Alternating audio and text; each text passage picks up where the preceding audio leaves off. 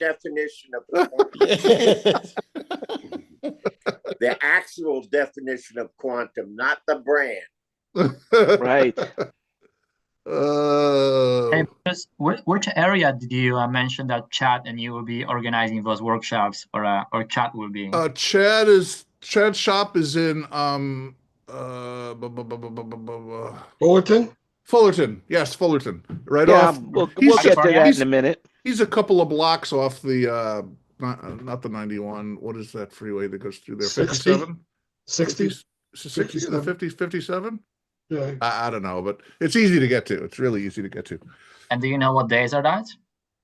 Actually, Jan has the info. Off the top of my head, no, but I sent Jan everything. I have all the info for that. Yeah. And so I might as well tell you about it. But first, let me introduce you guys to welcome, Thinking Out Loud with Friends. This is our 255th meeting together, which is consecutive. We've never missed a week in 255 weeks. Today we're talking about money, but right now we're talking about something that means more to everybody in this room than money, and I don't know what that is, but you got me there. Happiness. It's all connected. It's like to quote Errol Flynn, if people think money can't buy you happiness, they just don't know where to shop. It helps. It helps. Yeah. So there you go. I mean, David Lee Roth actually said that. But what we were talking about is, in regards to that aspect of it, is Bruce was letting us know about, and I'll share. Right. Oh, we lost you. We lost you, Jan. And wireless workbench training, which is about Shore. It's going to take place at 637 South State College Boulevard in Fullerton. And if you want to register, let's see, what day is it? May 14th? Yep. So, and there'll be two sessions, one in the morning from 9 a.m. to 1 p.m. And then lunch 2 is p.m. included. to 6 p.m. And lunch is included at the 1 p.m. session. So if you want to, if you're looking to get some free food, there you go. Free food and education. So let me say one thing. A lot of I know how to do workbench pretty much. I mean, usually my systems engineer or my A2's doing that, so I don't do it very much, but I'm not that good at it because I'm slow at it. But Ken Porter, weren't we talking last week about the new Axient stuff that it's programmed between things or something? The digital, yeah. Right. So the guys need to know what this class is actually going to favor the new stuff, the new in-ears and the PSMs, yeah. The new PSMs and the Axients and how they interface to Workbench and how you can actually use those new features that the new stuff has. So there you go. So it's not just a simple Axient Workbench class. It's a Workbench with the new stuff. Do you know who's teaching it? I do not. But okay. it's usually we'll figure that out Shure. when the time comes. I've been to some Shure But classes there, and there's always that's the Shure person comes. there is one thing I forgot to say when I introduced the show, and that is everything you hear today is an opinion, except for what Bruce just said. That's not an opinion. That's fact. You could take that to the bank. Take that to the bank, because we're talking about money today. You got to take it to the bank. All right, back to the show in progress. Yeah. So Chad's a great guy. He's got a bunch of he's got like tons of JBL line array, the new line arrays, the A6s and A12s and A8s, and he's got more wireless mics than I've ever seen anybody have, and a bunch of consoles. He had QL5s and CL5s and DM7s, and I think his CL5s and QL5s are up for sale. Last I knew, and he had just bought like 3 or 4 Ravages. And I went down one day, and he said, "You need to come down and play with this. You're going to love this console." Yeah, the problem is like I don't know too many AV people that have them, so Hey, you need to call him and tell him to call me. Are you kidding with those consoles? Well, yeah, call me. I mentioned you when we had the meeting for the boardrooms. I says, you should get a hold of Jan so you can get your stuff sold. And he's like, Jan, I know that name. I said, you probably do. Yes, he thinks I'm the publisher of Rolling Stone. That's it. So. Yeah. So welcome everybody. Right? He's a great Dante guy too. He's great to learn Dante from because he builds these freaking amazing Dante systems. You know, I love the fact that he's putting on these seminars because the more information you give away, the more information that comes back to you. Yes, When and you're you get to teaching, know a it ton of always great comes people. back. Yeah, It always comes yeah. back. Always comes back to you. So You what know, we did one conference where I did the general session, and then we had a mini general session in a parking lot. They built this ballroom out of truss in the parking lot, and it was at the Fairmont in Santa Monica. And then they had 3 breakout rooms that were in the hotel, and our wireless mic system was all networked together so that so Gary could do all the programming and scanning and everything and set everybody up. So there wasn't any problem with that. All the rooms were Dante together. So we had the Yamaha guy, Dante guy there. I can't remember his name, is a young guy. And he sort of like managed that after Chad built the whole thing in his shop. It was really amazing. Usually I'm just me in a ballroom with a couple of Rios and and Dante, and then this place was just wired. It was just unbelievable. Oh, and we had Gary was there with his HelixNet and FreeSpeak, and you could walk all over the property with the FreeSpeak and talk to everybody. Had a channel, and then all the audio guys had a channel, and all the video guys had a channel. So if I had a problem in my room, I could squawk on my audio channel, and somebody could come and whatever. But it was just Chad does all these really cool things. So. Well, very interesting. So we have a new member of the panel today, Gregory. Hey, good to have you. Really, Welcome. absolutely excellent to have you. Are you familiar with what Bruce is talking about? For as much me understand English, not good. You talk slowly, me understand. Okay. Okay. All right, guys, slow it down. Slow Yeah. it down. You sound like my wife. You sound just like my wife, Greg. Slow it down. Don't talk so fast. So, Greg, where are you? Where are you? First of all, Jan, thank you so much for having me. We actually met on Robert Scobio's back lounge, and I just asked, like, hey, where is this wonderful Zoom meeting? So when I can learn stuff, and I've been invited. So thank you for allowing me here.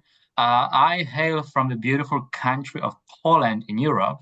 Oh man, that's great. And I am residing in sunny California right now. Oh, really? Yeah, I'm a head audio at the touring venue called Soma San Diego. Where I'm having my primary work here, and in the meantime, I'm just traveling the country to shadow everybody and learn from everybody and become as good systems guy and front of house engineer as I can be, and just staying humble, staying honest, and working hard towards my goals.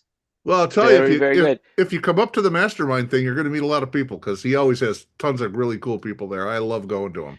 And Chad's a good person to know, I'll tell you. Chad has actually allowed me, we're talking about Chad Oleg, right? From Fall Out Boy? No, Chad, what's his last name? It's Griswold from Mastermind. Okay. He owns Mastermind. I was thinking about different Chad all the time. He did monitors for Casey and the Sunshine Band for years. Yes, for years. He still gets roped into it once in a while. He owns a condo with his father-in-law in Hawaii. And it's like every time he goes out there, his wife gets pissed at him because he ends up, they're there for a week and he works for 3 days. Somebody calls him and says, I hear you're in Hawaii. I need you. that means that if I do my work for long enough, I will earn enough to have an apartment in Hawaii. Yeah, that's a good goal. If you're good enough, you're going to do really well if you're good enough. You could make decent money at this, but boy, I'll tell you. Yeah, and most of us already have one. We just don't talk about it. Yeah, we don't talk about it. Oh, that's what it is. Well, that's why this show is talking about money, so we have to talk about it today. That's why the first advice when I was entering the business, like, what are you guys gonna tell me? Like, I want to be a sound guy. What's your first advice? Have a job. Don't. Be a waiter nights. So, Gregory, I have to tell you, you're really sitting in a position where you look like a little kid with one of those propeller hats because the fan is right. The fan is behind you. It's positioned perfectly to look like a propeller hat. It's just so funny. Wait till I turn it on. Yeah. I love the microphone you're using as well. What kind of microphone are you using? That's a fresh gift today. I got from my little Audio Technica AT4050 that I'm gonna test for my vocals. And, those are nice. See what it does for me. A friend of mine has like 4 of them. We use them for choirs. You're not going to use those live, Gregory, are you? No. This is just for my little home studio that I'm just not Okay, studio, okay. but just to record my ideas. But if you do, Bruce, if you have any advice about this microphone and how to approach it better, I'm all ears. Well, I've rented them a couple times, and I gotta be honest with you, I only rent them when I have choirs, and I put like 8 of them in front of a choir, and they do really well. You know, I used to use SM81s until I discovered there was a whole lot of better shit out there. You know, it's really funny because I did this one. This is what spoiled me totally. I did this gig with this choir, and you know, I was always led to believe, and I'm 70 years old, so most of my life, it's like, okay, a choir. Well, you can't understand what they're singing anyway, so who the hell cares, right? So I'd put SM81s in front of the choir and maybe a wireless something or other for a solo mic if there is one, right? And so we did this high school, it was a high school choir one time, and they came in and it was like 60 kids, and we put them up on these risers, and you know, and I had these SM81s, right? And the high school music teacher says, "Gee, you want to use my mics?" And I'm thinking, yeah, right, you know, Joe Blow High School, right? And I says, "Yeah, what do you got?" He says, "I have Neumann 87s." I damn near fell on the floor, and I said, "Did you buy those yourself?" He says, "Well, I sort of, but you know, I got some money from the school too." So I said, "Yeah." So we put the Neumanns up there, and that was the first time I actually did a choir where you could understand what the words were, and I was sold. So I have found that Shure makes a mic that looks kind of like the one you have there. I can't remember the model number of it is. And then also the AT, which you have there. I have one friend who owns a bunch of those ATs and another friend who owns a bunch of the Shures. So now when I've done choirs, I usually use those, but I kind of retired, you know, SM81s for hi-hats and overheads, you know, if I need to. Used to put M30s on that is the analyzer mic on for choirs, and it worked great. Really? You know what happened? I had 2 M30s and I was doing a smart one night in this stupid ballroom. And you know those carpet bonies? The guys drive them around and they clean the carpets, you know, they got these big old scrubby things underneath them. He goes trucking by. I had like 100 and something feet of cable out there. And I told the guy, I said, just, you know, kind of be careful. I got this cable running across the middle of the room. Of course not. He drives over this cable and it boings my mic cable, and the mic goes flying across the room and whacks into a table. And that was the end of that. My $700 Earthworks mic was like done. So I have a couple of buyers reference mics now. They were a lot cheaper, and you know, and they work. Last time I did a choir, I did it with was a 125-piece choir with 4 184s, and in the center a NT, the stereo one. I think it's the NT4, the NT5. 184. Whose? The Neumann 184s. Oh, really? Wow. And in the center, I put the stereo Rode. Now, why did you do that? Why did you put that? Well, in the center? because it was too wide to cover properly with just 4 184s. Oh, interesting. So I instead of splitting it in 4, I split it in 5 mics. And by having a stereo mic in the center, I was able to cover a wider portion. So it wasn't like you had 4 and then you put like the stereo mic behind it X amount of feet No. or something. I just, because there would be a time issue there, but yeah, no. okay, And so I see. Yeah, and I this was while utilizing a Decatree for the orchestra, and I timed aligned the choir mics to the Decatree. There's a good article in this month's Live Sound about how to do choirs and best, and they're talking about, you know, what do you do with your outside mics? Because they don't really give you stereo at that point when they're that far away. They're not, but they help you with clarity, and so they talk about all the different things you can do like that, bringing them down, centering them down. Yeah. You know. Yeah. Well, one of the things is, of course, you know, I mean, it's all the different ranges, right? So like, that's what I was going to say. The right side's different than the left side. Yeah. So the other thing is, because we were like, it was an orchestra at the front and the choir was at the back, and the choir was almost 30 feet back from the Decatree, which is a trio of microphones suspended over the chef, and they were DPA. So 1, 2, 3, And then what I did is I actually put a sheet of paper, taped to the decketry because it was, about 4 feet above the chef so that the chef with his little wand didn't hit the microphones. And then I used a laser pointer from each microphone, each of the 4, or actually the 5 microphones to time align it. And then I delayed all those microphones to the decketry so that the perception of the people out front did not have the choir at the same space than the orchestra.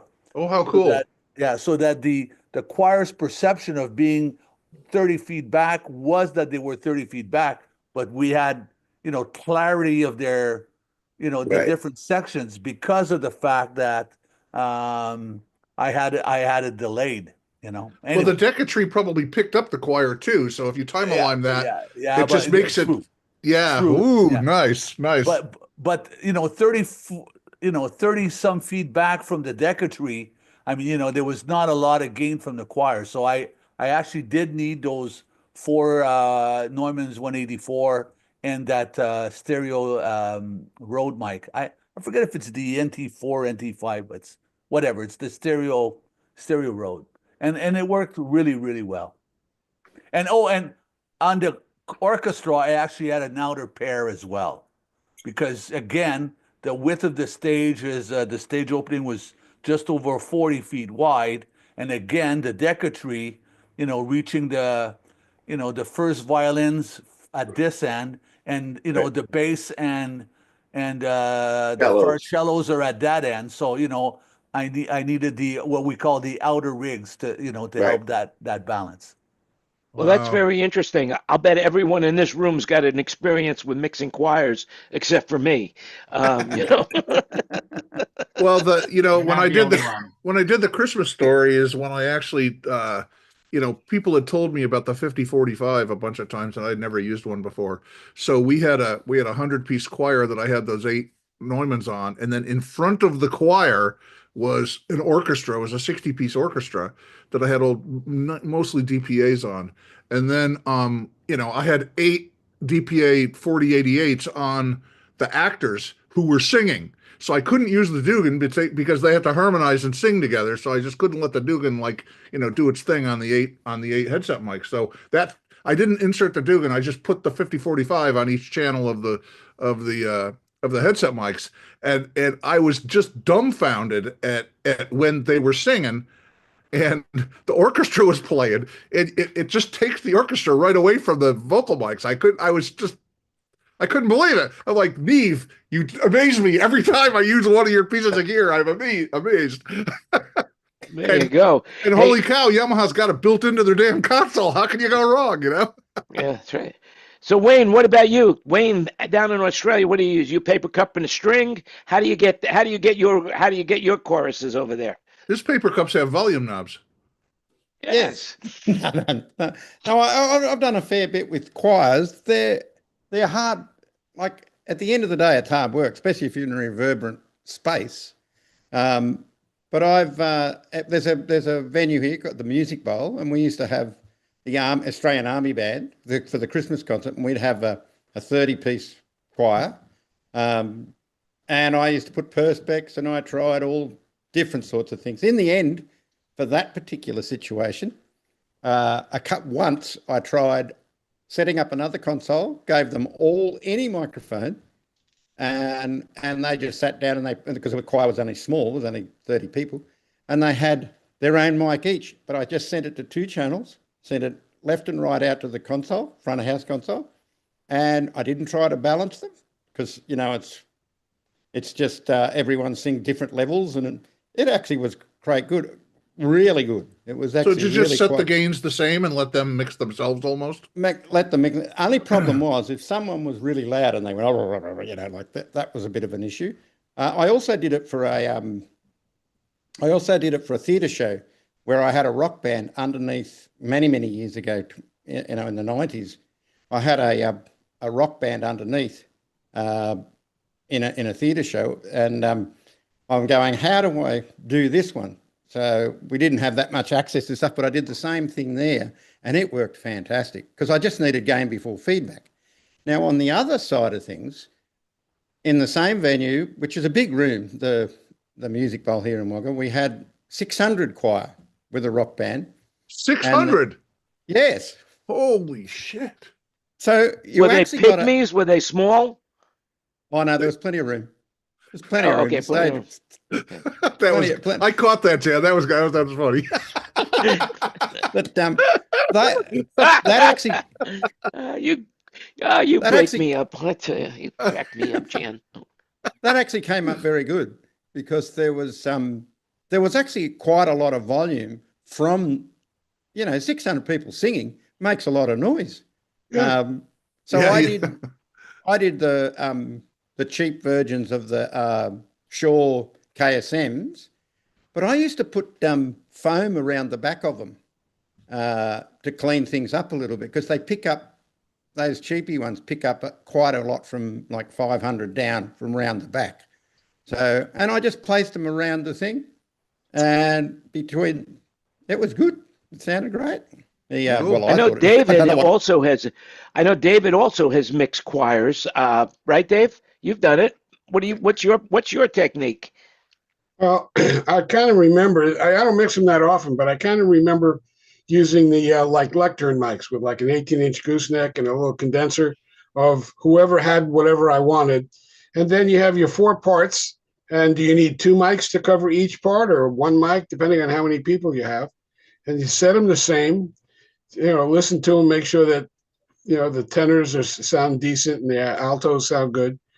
And it's pretty simple, really. I've used lectern mics before when I had no choice, and they do actually Doesn't work pretty well. Yoshiki have a choir behind them sometimes?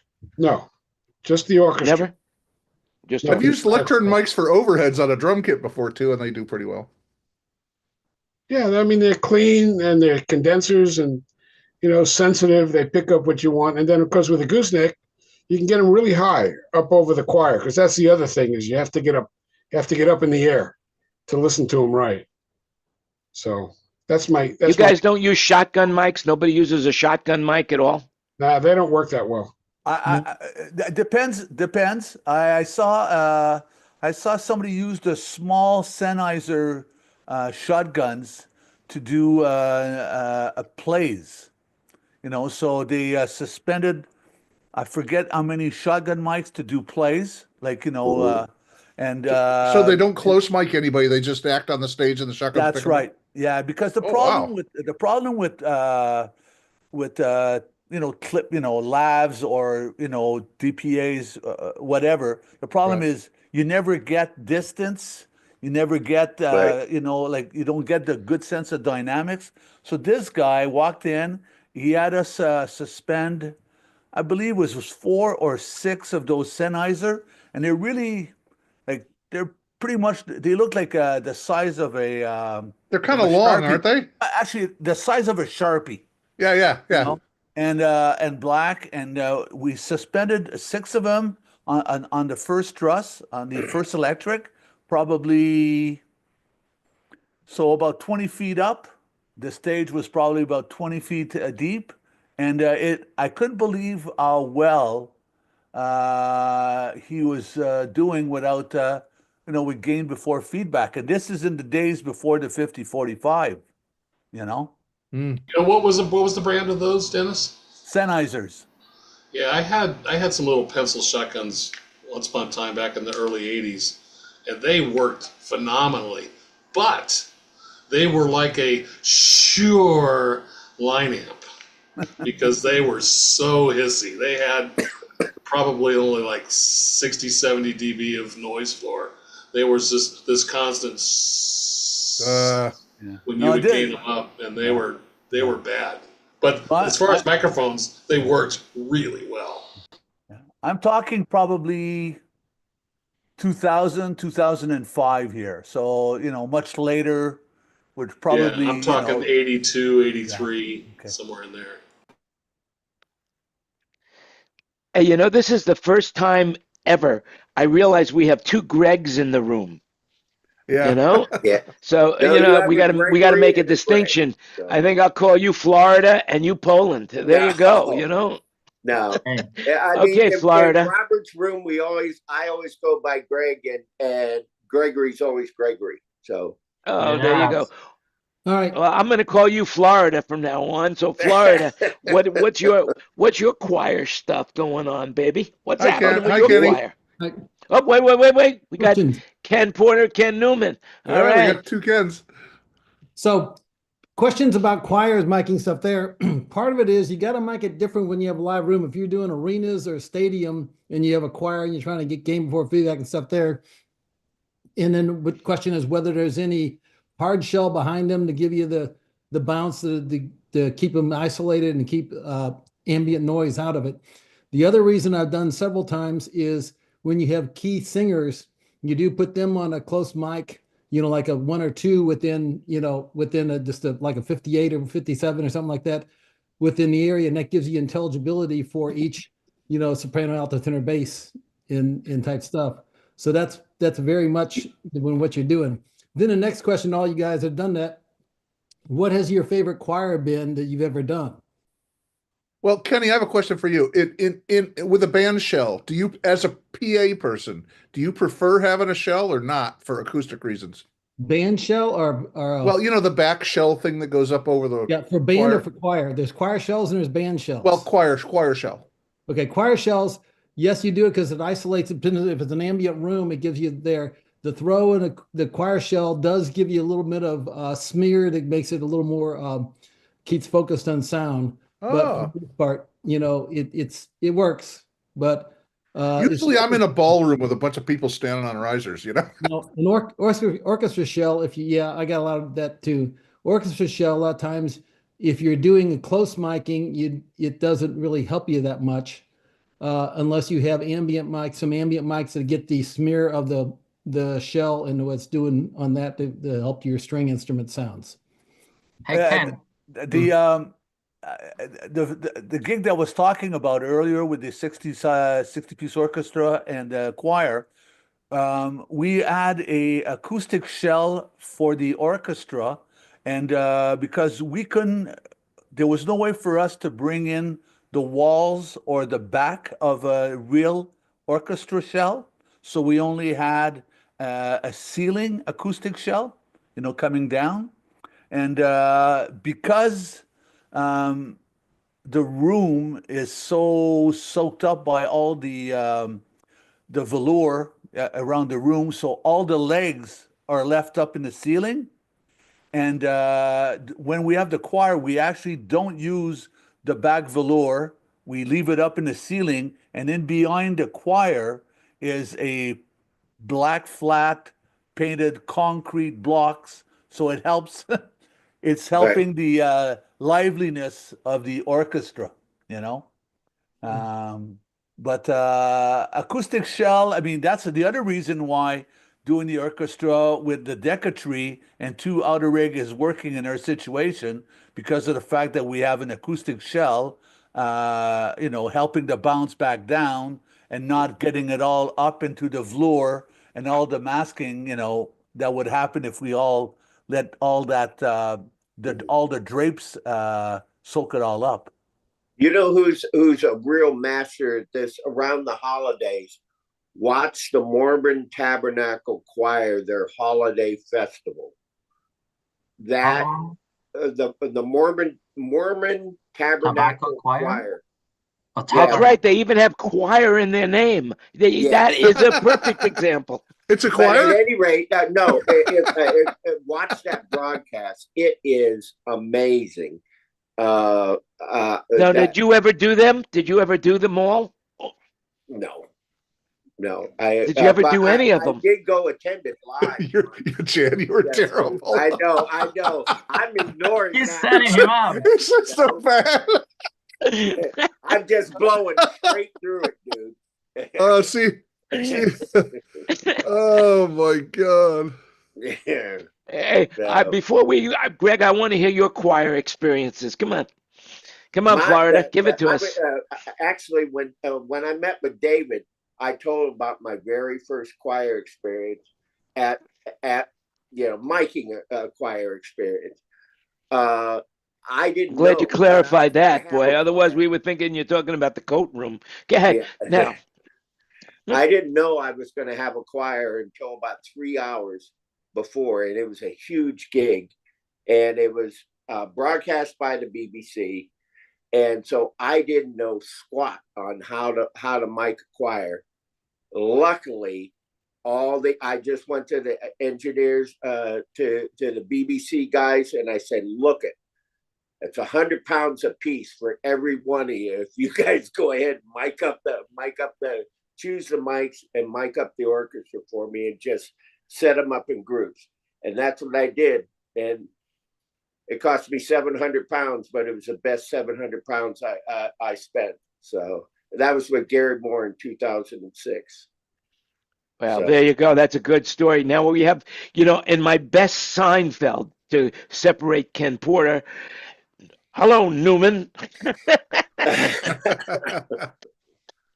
Ken does a choir. Don't you have a choir every night? We used to, but not lately. We did for some certain engagements. We had choirs, but choir is the most challenging thing when you have a lot of. I mean, in my opinion, when you have a lot of other sounds on stage, like their monitors or the band or the drummer orchestra, or anything else. Yeah. It's so, you listen to them and acoustically you go, yeah, they sound great. I should be able to get that happening. But the microphone doesn't hear the same thing we hear. So it's really, how you say, challenging to get it to sound like anything. Yep, I agree. I mean, I had Gary Moore with two Marshall heads. And I'm sure it's also different when you're using it for broadcast, because there's a difference between live and broadcast. Fred, what about you? Yeah, I mean, that's where Fred's experience would come in, because he does a lot of he had a broadcasting. choir in a Lace football game, didn't he? What? On the 50-yard line, they had a choir, didn't they? No. No, Never I'm just kidding. I'm just kidding. The only choir I ever did was when I was the sound man. This was before I got into my career. I was still in high school. They had a choir come into the Ramona Bowl, and I was running the PA that year. For my high school year, I was running the PA system up there.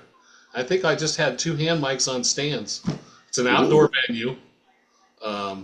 The speakers are probably 100 feet apart from each other, and they just shoot into this bowl. It's pretty acoustic. You really didn't need it. It was just kind of a backup, but that's really been my only deal with a choir. I was hoping to do something with Robert, and I hooked Robert up with my friend Sean Cooney. He was doing the Phoenix Symphony here recently, and they got together before Robert left town, and Sean and Robert worked for about a week recording the Phoenix Symphony, and they said came out pretty good.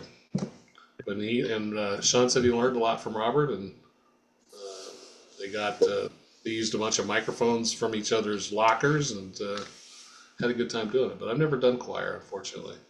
Just the band in the sporting event, and that's usually just a pair of 416s sitting like this.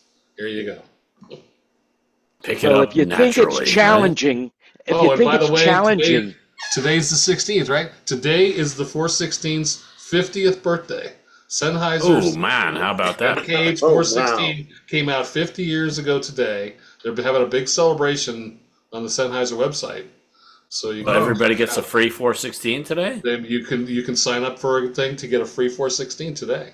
Nice. So yeah, right. Yeah, I'm sure. Rich, remember, everything you hear today is an opinion. Do your own research, You only got a couple hours left. It's 5 o'clock here. So So how did the discussion about choir start? I came in late to that discussion. I think I don't have a clue. No, I don't know. Did you guys see Benson Boone at Coachella? Well, now who is Benson Boone? David sent me that video. Did you see the video of what's Dude, the name of the song? I was watching Bohemian Lisa from Rhapsody. Blackpink. Bohemian Rhapsody, yeah. He is a 22-year-old, up and coming singer. That's, if you ask me, really up and coming. Is he He's the guy really that a great sang performer. like Freddie Mercury?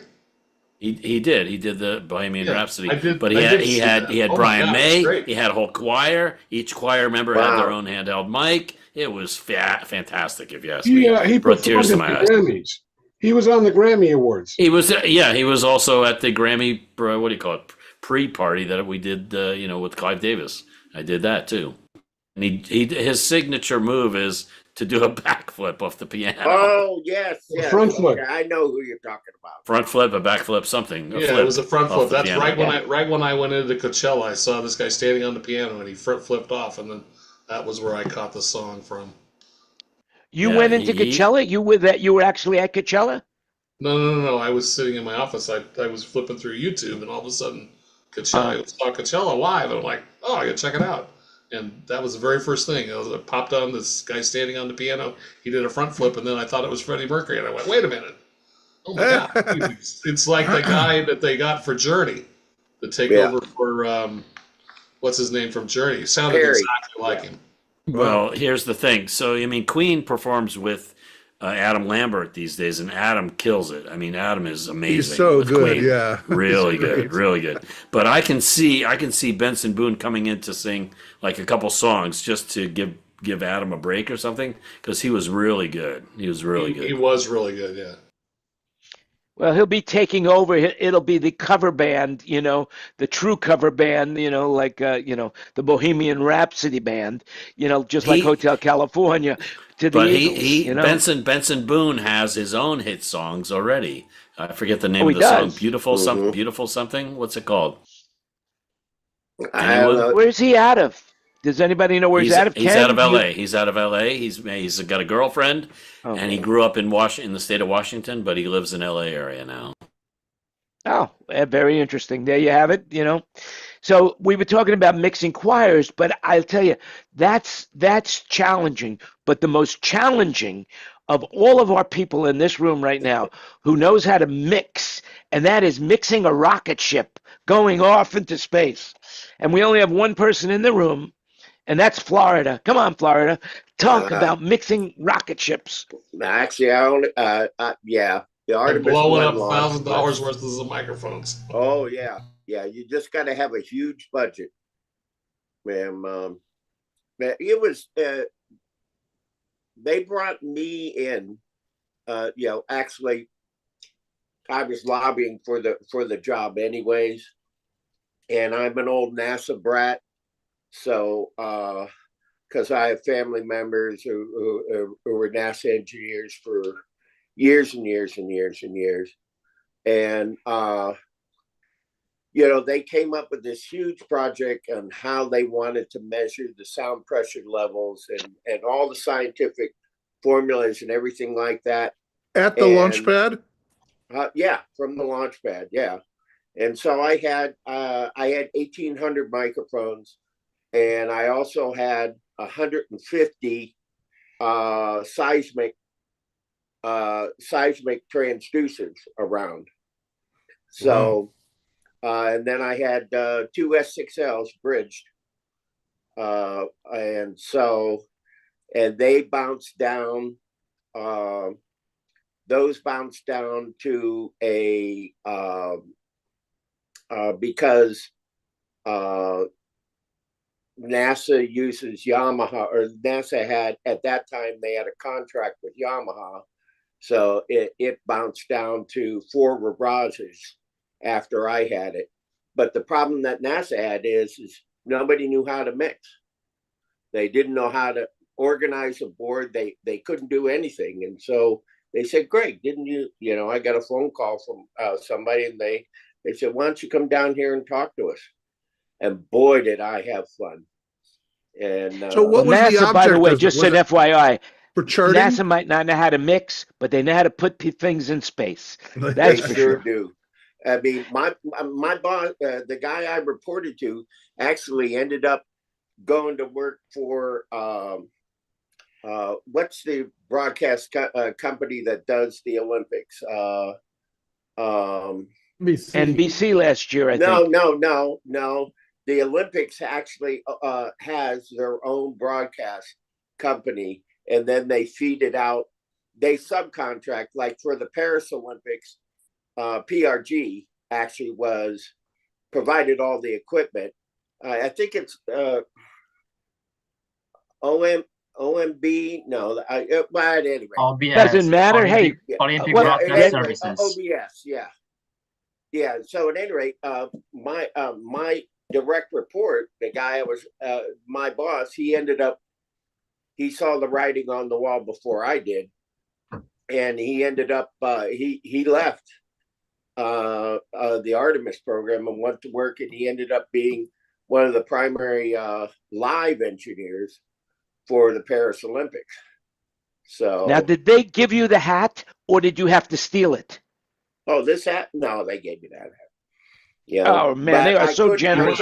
He would have had to steal the diaper. Yeah. Yeah. No, can't steal the diapers. So Greg, how close did you have any I was 2 microphones miles to the? away. That's where you're 2 miles away from the. That's where my mixing desk was on the second floor of the the main control launch room building. So. And how close were the microphones to the launch pad? Did you have various? Well, they were put out in rings, and depending on what type of microphones they were the distance going back. I ended up blowing up. I think the final total was about 670 microphones. Wow. Gave their life. Did you have to? Did you have to time the microphones on the rings to the blast? Yep. And what was the purpose of this? Is it just for documenting? I already had that out. I mean, it was NASA. Come on. Yeah. And the SXL. What was really interesting is the automatic, the ADC on the buses on the S6Ls were really, really close to what the timings were calculated by. They were out like 14 digits on the that the NASA computations were, and they were saying, "Wow, we want these consoles," and this was 2.5 years ago. So what was now, the where are purpose these of tapes this? now? It ended up being for two things. One was the NASA live broadcast, and the second was to go to the National Archives for and I'm sure it's in the Smithsonian or somewhere. So we could actually Google the sounds of Artemis going in the air, and we will hear your work. Yeah, if you go to the NASA Artemis 1 launch, the actual NASA stream, that's my mix. I think we could find it on Spotify. That's it. You know. So now, did you mix Katy Perry going up in the Blue Origin and the Big Venus? What a hype thing that was. Hey, Greg, did you do any of the recording stuff up in Arnold Engineering up here in Tullahoma? NASA has a test thing rigged there, and they do a lot of microphones. I had to go to Alabama for that. Yeah. Well, Tullahoma's just over the line for the engine test. That's about 4 months before we even got any gear down. We would they went ahead and they put 4 of those engines up just to get an idea of what the SPL would be, and they were also testing everything on those engines. But I mean, I'm telling you what, at 2 miles, it was the loudest thing I've ever heard. And I worked for Iron Maiden when we set the world's record. I was a sound engineer. So was it mostly low frequency energy or all frequencies? Yeah, it was low frequency. We were, we successfully recorded 2 hertz with the transducer, with the seismic, and they were just fundamental waves. And what that did, and all of that data, we captured that data. So mainly for the engineers, so they can tell if the engines, if the mix was right on each one of the engines by the lower frequencies, the 2 hertz, the 3 hertz, and their harmonics, etc.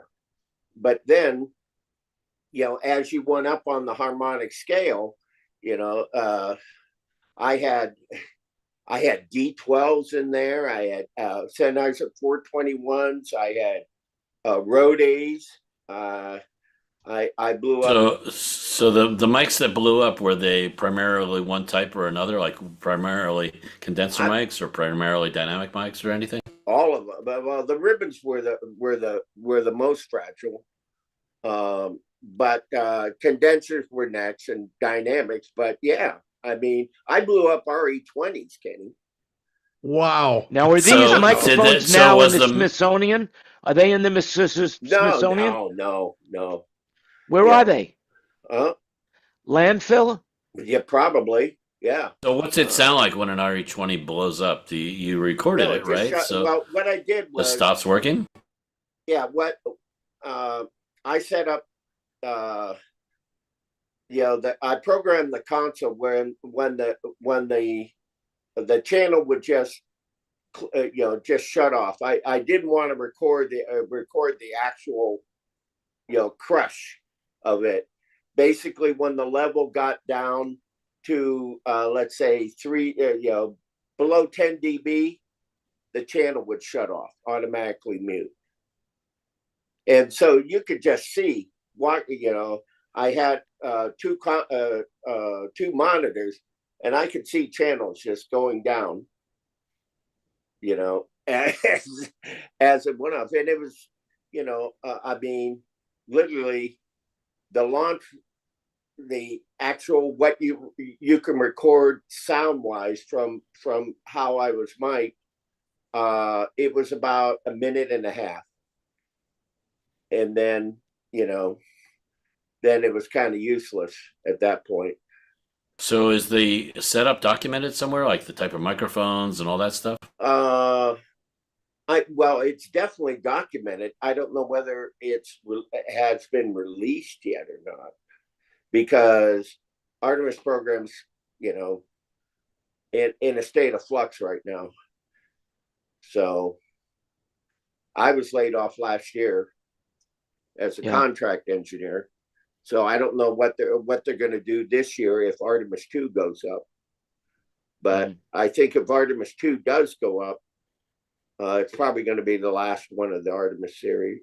They'll probably go to a SpaceX Starship at that point, or it could be a ULA contraption, but it's just the SLS on NASA is way over budget. Yeah. So, well, I can't imagine, that the people not interested in space right now. I wonder how many people actually watch the Blue Origin go up, that all female. Well, I mean, come on. The CBS morning show was hyping the heck out of it. That's because it wasn't Gail King on that? Isn't she part of the whole thing? And you should have seen, I mean, the funniest thing was hearing them scream as the capsule started coming down. They're passengers. That's right. The Space Society said is the same as calling me a pilot. When I take Southwest, that's my humble opinion. Yeah, but you got wings. I saw it. They gave you the wings. Yeah. Who designed? No. The Space Society. I'm happy for anybody who's advancing space in any different way, and congratulations for that. But I said the same thing when they shot William Shatner up in the same rocket. So what?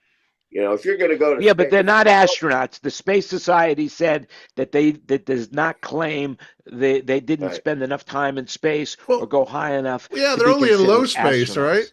Yeah, they're above what's called the Kármán line, or Yeah, Karmin. They don't cross the Karmin line. They just go up to it. Yeah, exactly. And they're just up there for Yeah, a few minutes, right? Yeah. The whole flight was 11 minutes long. You know. Yeah, where but the does exciting that part is capsule coming down. land? I saw West the Texas. capsule landing on the, and it's in dirt. Like it just lands. Yeah. How did they manage to figure that out? I mean, just all like these the other Russians. ones are landing in the That's all ocean. the The Russians Russians do their been stuff. doing them for decades. You know, talking about having some money. I mean, man, that Bezos, man, wow, talking about money. Well, Sold a yeah. lot of books. He Serious sold a lot of dough. books.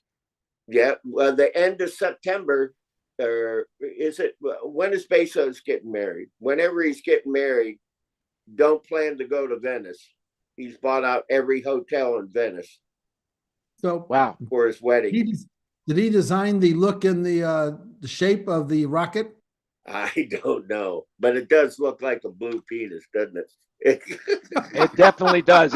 You can't help but think that it's a penis going up in this, you know, But there's that's got to it. be I some. mean, you There's know. got to be some science. There's got to be some I'm science sure behind there is. that, right? Well, I'm of sure course, there is. just look at the aerodynamics of a penis. I mean, it's phenomenal what it does. Can you say you have the fastest penis in the West?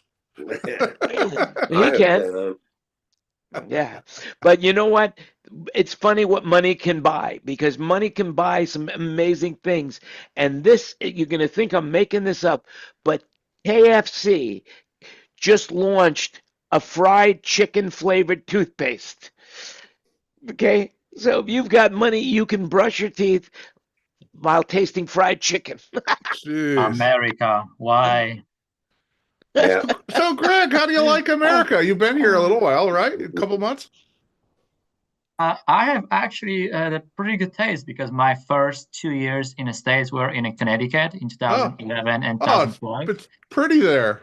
That's Beautiful. when I adopted New England Patriots and Red Sox, and then I got transplanted to California, where I adopted San Diego Padres and Anaheim Ducks. So now I'm right here. And honestly, I learned America from watching all Johnny Carson videos, Foster Brooks, Dan Ricos, Eddie Murphy, Richard Pryor. Should I go on? That's funny. Charles. It's a good thing you didn't. It's a good thing you didn't wean yourself on Anthony Jeselnik, you know. But I think you should. So, in general, you like it here? Yeah, and so that was the America I learned. And when I came here, and none of us cats, Sinatra, Dean Martin, Sammy, were not here anymore. It's like, where are those guys? Like, what happened to girls? And I opened the car door to a girl, and she said, I can do it by myself. Sorry. I love it. No, all jokes aside, I'm American and Polish still at heart. I love your all core values, working Thank you. hard and That's smart, great. being contributing to my local community as much as I can, being sustainable living, and just giving more than I take, and looking out for people around me, and making sure that I create some sort of safe environment for my people and my workplace. And I stand to the truth that everybody's saying about, if you have a dream, you can make it happen here. And just to illustrate that, how does it work between Europe and US? When I told my friends 10 years ago in Europe, in Poland, that I wanted to go to US and join US Coast Guard as a rescue swimmer, because I'm a former special ops search and rescue diver, and I watched this movie with Kevin Costner, The Guardian. Yeah, it's a good movie. That's what brought me to US. That'll sell you. Everybody was doing like, you and this? Look at yourself. Look at the dream. Those two things don't match.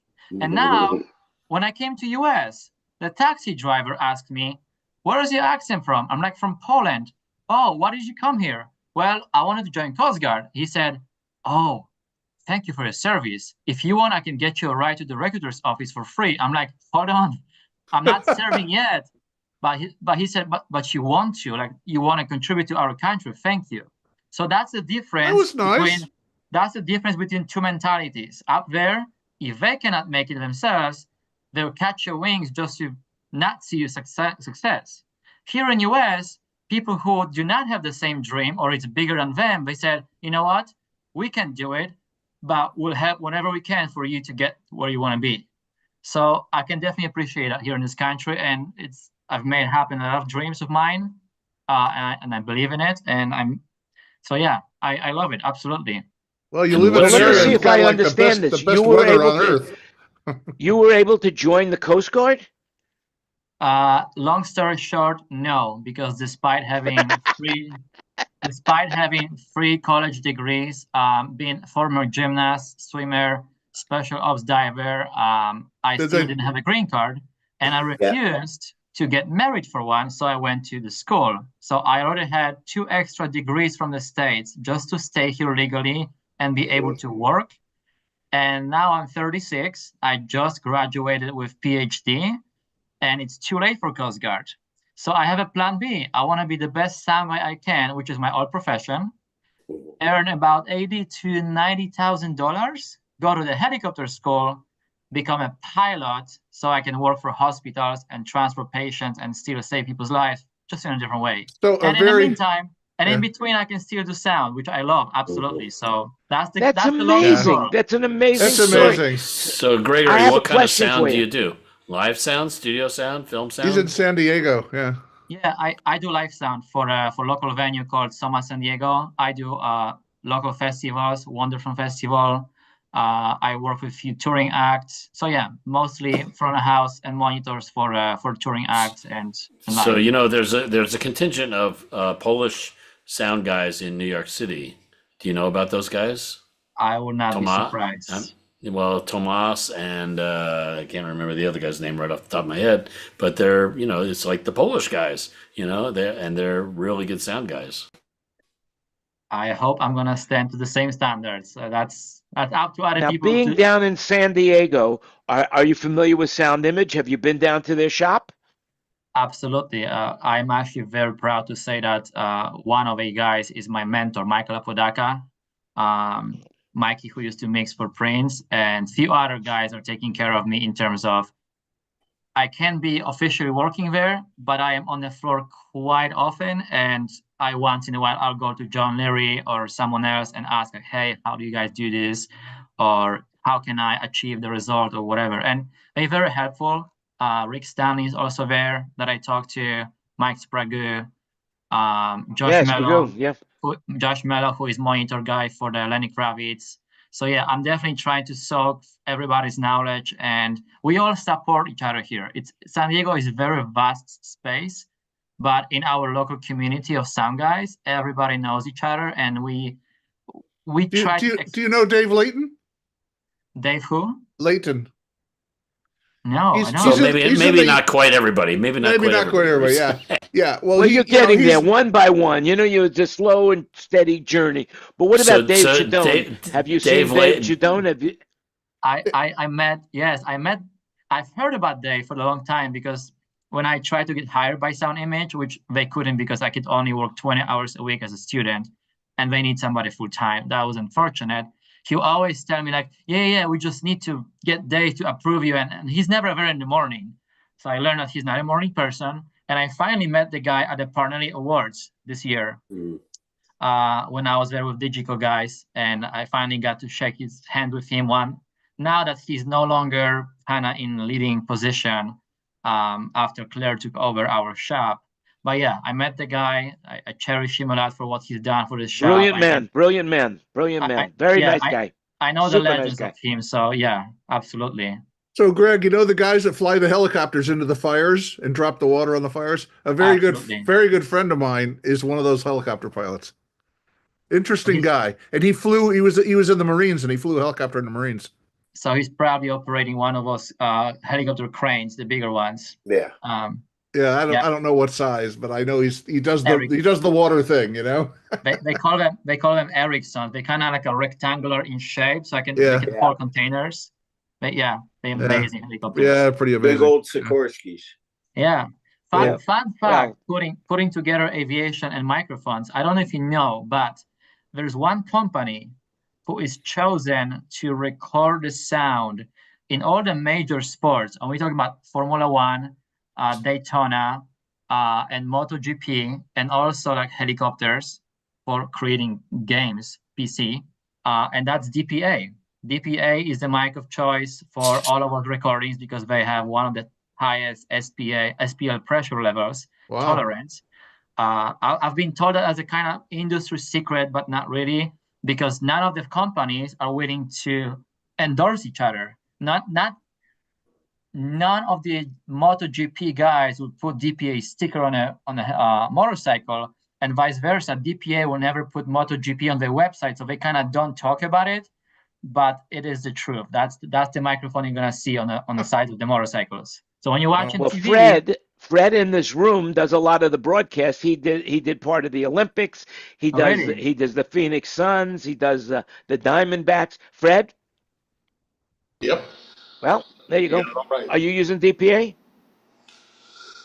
DPAs. I had DPAs on the pre-post set for a while. The 4066s. I loved them. The little things. Loved them.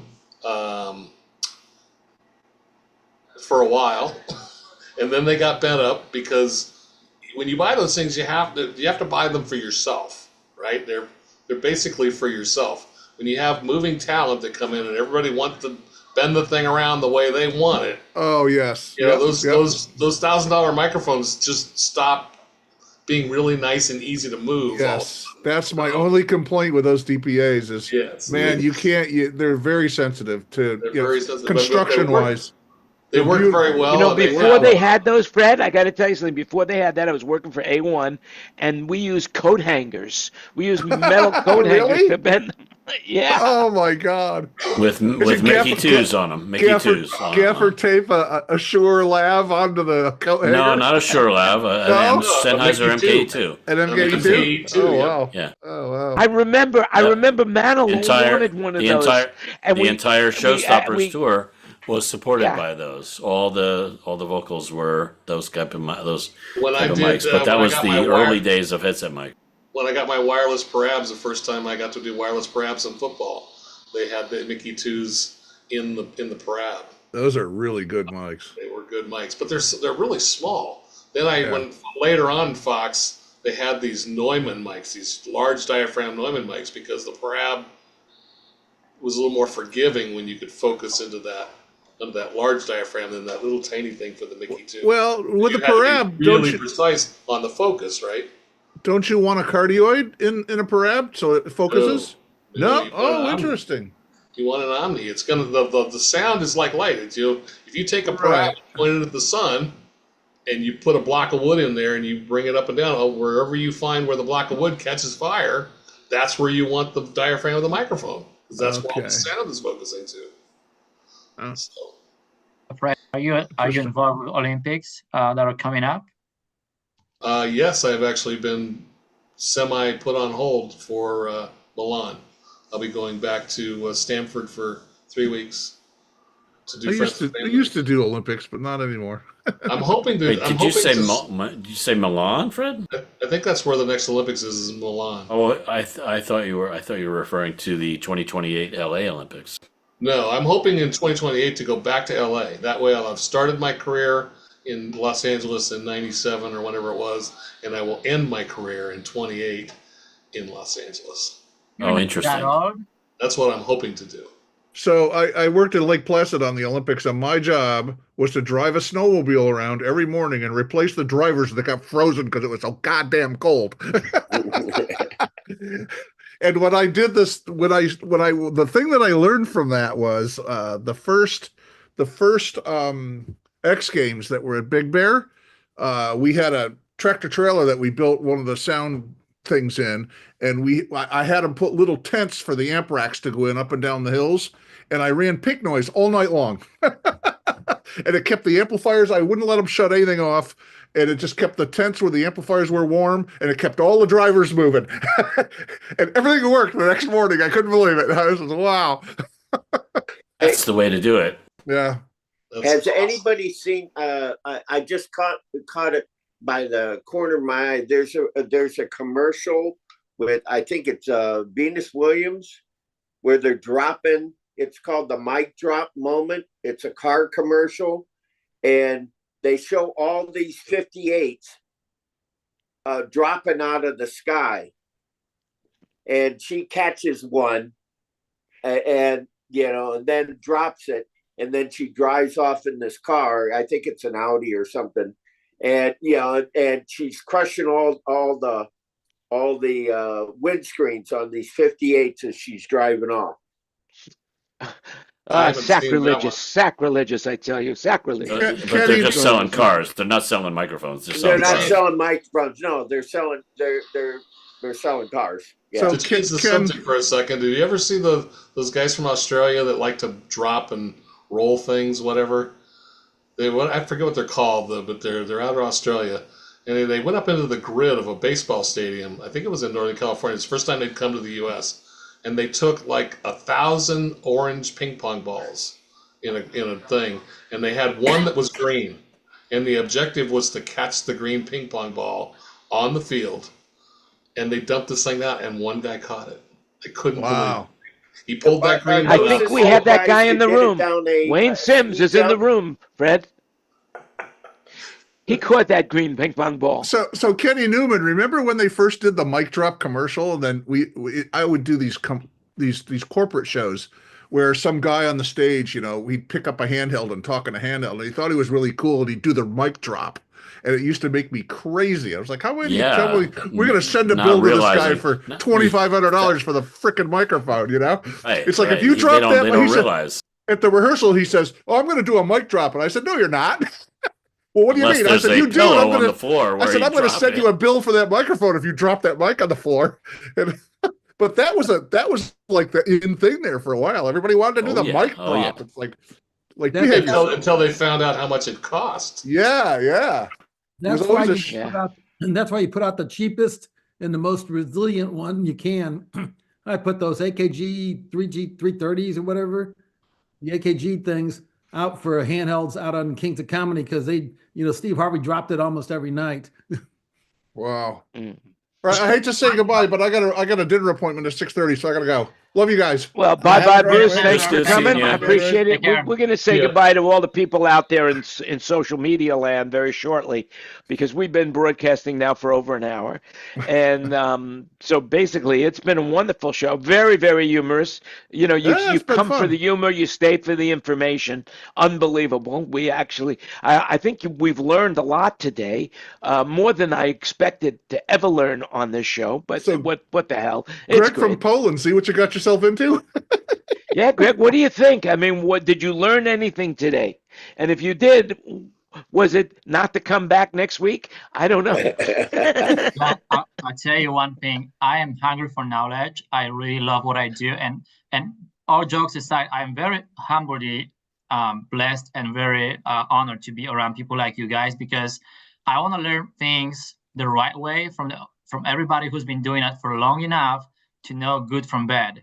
And in order to follow you guys, and we've talked about it with Robert Scoville before, right? Passing down the knowledge for the younger guys. And does it still make sense to stand up what's right and protect it? And his answer was absolutely yes. So to be able to learn from you guys means that I will continue my craft in the right way and succeed in the industry. So absolutely. Have I learned anything today? Absolutely. So try and come to the Shore thing, because it'll be really cool, and you'll meet a lot of great people, and you'll meet Chad, and Chad's a good person to know.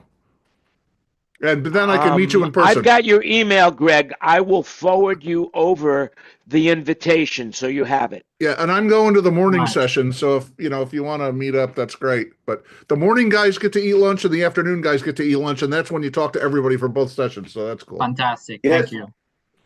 Denny. All right, I gotta go. Take care, guys. Bye, Bruce. Bruce, say Bruce. I just want to address something that Gregory just said. Gregory is here because he's looking at us, older gentlemen, and for some information, which is perfect. But recently, and I say recently, it's been probably a decade, that I'm learning from the young ones. How are they dealing with our situation? Like I am not fond of having to bounce from console to console every day, but they are. And they share with me how they're handling it. They share with me certain things. So in the recent few weeks, I've been going to see events where I ask permission to, various sound guys that I know if I can show up at their setup and see how they operate. And then, he does this way. It's added to my, my knowledge bank. And I'm learning as much from younger people as they're learning from me. I'm learning more from them than they're learning from me at this point. And I'd just like to point that out to Gregory, that this is a two-way street. Yeah. I'd also like to point out to Gregory that there's thousands and thousands of years of information in this room right now. The thousands of you, just with Florida alone. I mean, we've got a million Just years Florida right there and of information. LA alone. Yep. And you can't buy this in any book. You cannot buy this on a YouTube webinars. You gotta talk to these guys in person. And Rob will tell you, I spent a lot of time and money of my personal resources to travel to other gigs. If you say, I'm running a show in Dallas and I'm willing to give you 2 hours of my time to teach you what I do, watch out, because I will actually buy tickets, book my own hotel, just to wait an entire day to spend those 2 hours or even 30 minutes, because I'm going to learn something that I will carry on for the rest of my career. So I bet Gregory, I remember you saying you had a whole big notebook after that Kenny show. Mm-hmm. Yeah. Can I?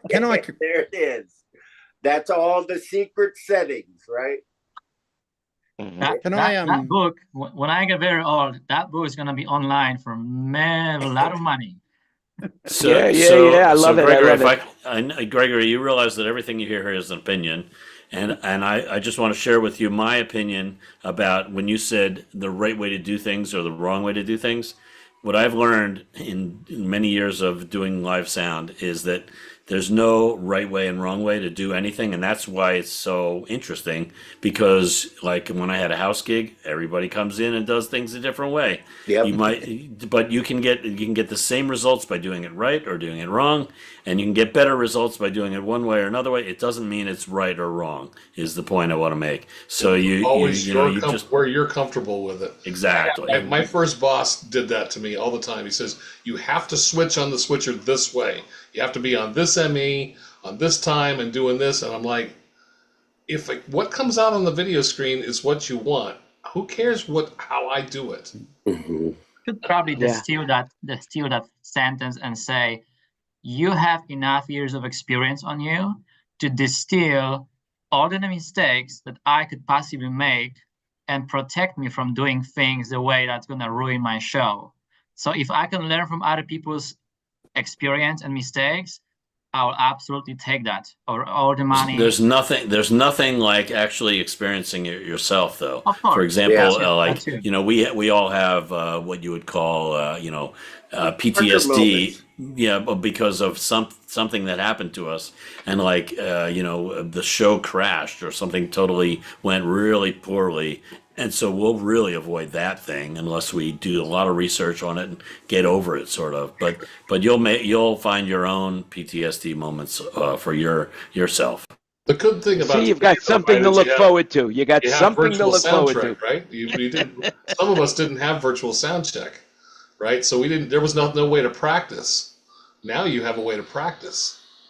Me personally, a lot of my PTSD moments came from dealing with the artist, and some of the artists that I've worked with are real, let's say, not the nicest people. When it's right after the show, they're not particularly friendly, So if something bad happens during the show, you have to figure out how to deal with it, to deal with that artist and make sure they don't kill you or fire you or whatever, But then on the other hand, one of your major PSD moments came with Anita Baker, and it worked out to be a really good thing for you. Right. And Ken, to your point, I actually derive great pleasure from dealing with artists. I don't know if that's an artist in me or the fact that I'm a sports psychologist and I'm used to work with kids and teenagers as a coach, as a gymnastics coach and swimming coach. But I have never had a show where let me say that in another way. I've had a lot of shows when I had artists coming in hot with the attitude and left as friends, because I somehow developed this level of compassion towards them and understanding they are very vulnerable creatures inside, and putting out this massive protecting wall, and that's why they're just firing up on you, whether you do things right or wrong. And I'm somehow getting the way to get to their heart and just speak their language. And once you establish that connection, man, the entire work is just so much easier. And I actually love working with them. And to put helicopters to that, somebody told me once, and it was an amazing light bulb moment to me. They said, Gregory, you wanted to jump from helicopters and you so want to save people's lives. But imagine this. You do monitors a lot and you bring this great energy and you soothe everybody and you assure everybody that they're going to have a good show, they're taken care of. And now they can just focus on the art and spill that art and magic towards the audience. And one day, someone in that audience may come to the show and have a very bad day. And then the lyrics hit and the lights and the solo, and they experience something that will make them come back home safely and not jump off the bridge. And you just were a part of this great collective energy or love, whatever you want to call it, and you will never know that you just saved someone else's life. Mm-hmm. And that when I heard that, I'm like, you know what we say, what we do, how we react really, really matters. Even on stage, behind a console, we can make or break somebody. You never know who's watching you and how people are looking up to you for just a little word of hope. And we can deliver that on any day of our lives. So that's you got it. That's for sure. That is for sure. Yeah. Absolutely, that is for sure. Hey, listen, let's say goodbye. Let me just say this. Let's just say goodbye to the streaming audience. We'll be back again next week for 256. If you like this, give us the thumbs up. Even if you didn't like it, give us the thumbs up. What the hell? And second of all, remember to share the show. And remember this, everything you heard today is an opinion, so do your own research. And remember, you make it happen. So make it happen. Have a great week, and we'll see you again next week, same time, same place. And until then, signing off now.